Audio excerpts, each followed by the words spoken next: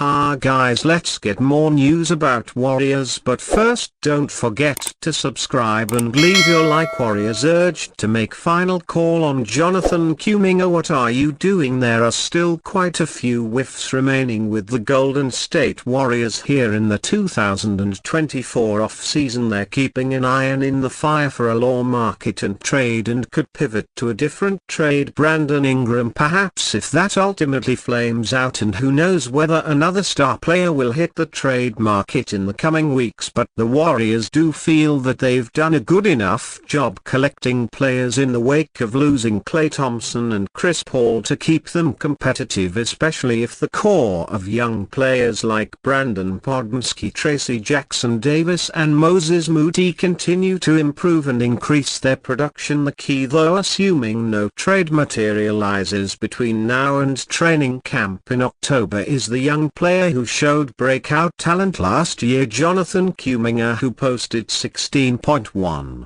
points per game in 2023-24. The Warriors face a tough choice on Kuminga, though. They have to figure out whether and how to get him into the starting lineup. It's a challenge, but according to one longtime team insider, it's imperative that the Warriors figure it out. Point number one: what are you doing if Kuminga is not starting? What is the point of all this? Beatman Marcus Thompson of The Athletic said via the Warriors Plus Minus podcast. The problem for Kuminga is that he is best suited as an undersized power forward. Steve Kerr has said that Kuminga is not a wing and should not be playing small forward if he plays the 4, though that leaves Draymond Green as the starting center, a role he does not much like. Green is only 6'6", and while he handles the center role frequently for the Warriors, he prefers to start as a power forward. So the Warriors have 3 choices: start Andrew Wiggins at small forward, Kuminga at power forward and Green at center. This is the most likely option, but Kuminga is 6'7", leaving the Dubs very small up front. Start Kuminga at small forward, Green at power forward and Tracy Jackson-Davis at center. This would require coach Steve Kerr to change his view on Kuminga and perhaps tinker with the offense to accommodate Kuminga at the 3. Start Wiggins, Green and Jackson-Davis with Kuminga off the bench. Well, this option got Thompson's dander up. If you're deciding that Jonathan Kuminga is part of your future and you can't start him with Draymond and you can't trade him, that means until Draymond is done he can't start. Why are you making this declaration of him as a future piece? If that's the case, you might as well go ahead and get Zach LaVine then. Thompson said Kuminga has been the subject of trade rumors for pretty much his entire NBA career, which is entering year 4. The Warriors have the option of giving Kuminga a rich extension this offseason, which would only make perhaps not starting him look even stranger. Her and award Warriors figure to do a lot of tooling and retooling with the rotation early in their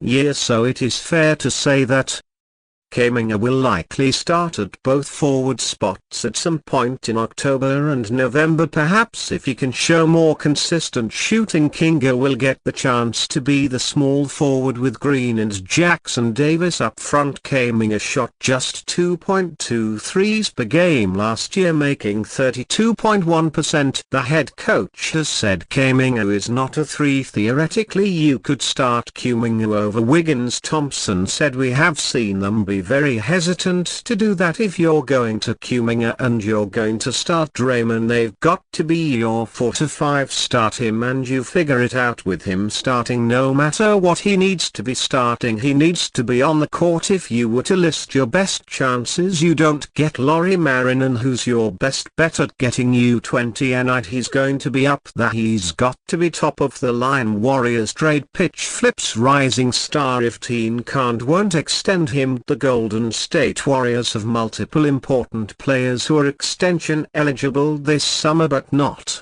all of their priorities are General Manager Mike Dunleavy spoke with media on Saturday, July 12 in Las Vegas at the start of Summer League. During that session, reporters asked him about possible new deals for Jonathan Kuminga and Moses Moody, both of whom were lottery picks in the 2021 NBA draft, as well as Stephen Curry, who is eligible to sign a one-year extension worth $62.6 million that would keep him under contract through 2026 to 27. Dunleavy says he'd like to find extensions for Kuminga and Moody. As for Curry's extension, that's also huge a priority. That guy can get whatever he wants. I think that stuff will get figured out and he'll be a Warrior for life. Dunleavy says he'd like to find extensions for Kuminga and Moody. Kendra Andrews of ESPN reported, as for Curry's extension, that's also a huge priority. Andrews went on to quote Dunleavy directly in the second portion of her exhaust: "That guy can get whatever he wants." Dunleavy said of Curry, "I think that stuff will get figured out and he'll be a Warrior for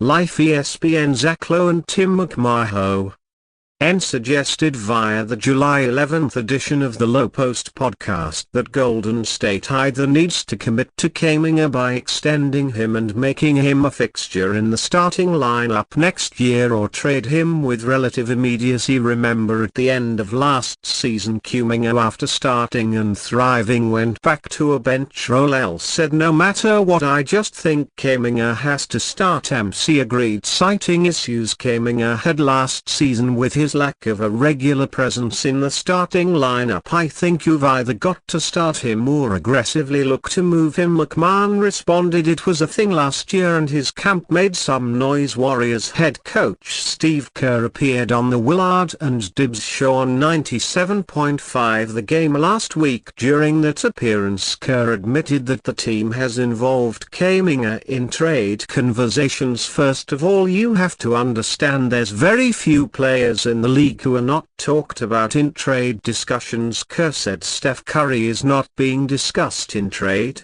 talks. Everybody else is low ref.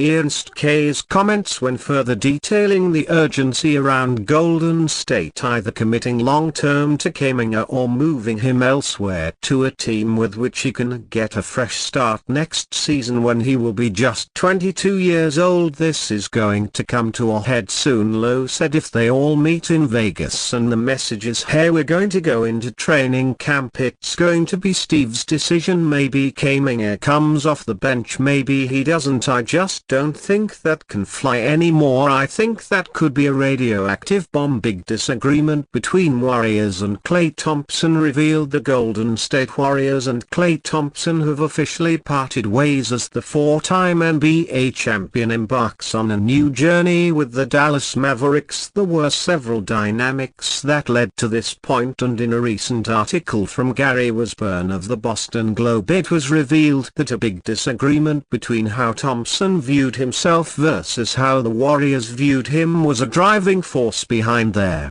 two sides parting ways. More information is coming out about why Klay Thompson left the Warriors for the Mavericks, and it seems both sides were at fault. Wasburn wrote, "Thompson, despite missing 2 full seasons with injuries, felt he was nearly the same player he was before, and the Warriors didn't agree. Thompson felt as if he should have been compensated with a 4-year deal similar to Draymond Green's and Andrew Wiggins's, especially since neither has lived up to their contracts. This is not overly surprising, as Thompson needed to have multiple conversations with Warriors head coach Steve Kerr about not chasing his former self and instead focusing on being present and thankful for who he still is. As Thompson begins his run with the Mavericks, it seems he will benefit from not having the constant reminders of who he used to be as a player. This has been a reported notion several places, and it makes a lot of sense. And you fan, what do you think of the situation of Klay Thompson? Leave your opinion in the comments.